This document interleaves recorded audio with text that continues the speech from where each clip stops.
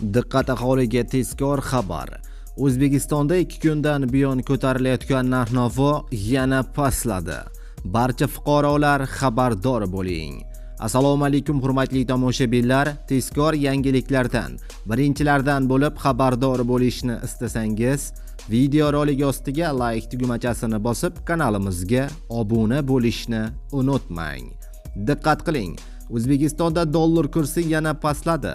Markaziy bank xorijiy valyutalarning o'zbek so'miga nisbatan 22-aprel kuni amalda bo'ladigan yangi qiymatini e'lon qildi.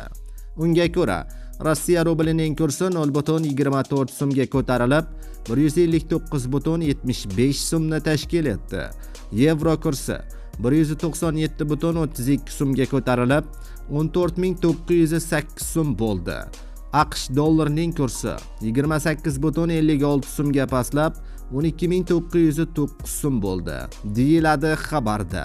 Hurmatli tomoshabinlar, videorolik barchaga yetib borishligi uchun like tugmachasini bosib qo'yishni unutmang.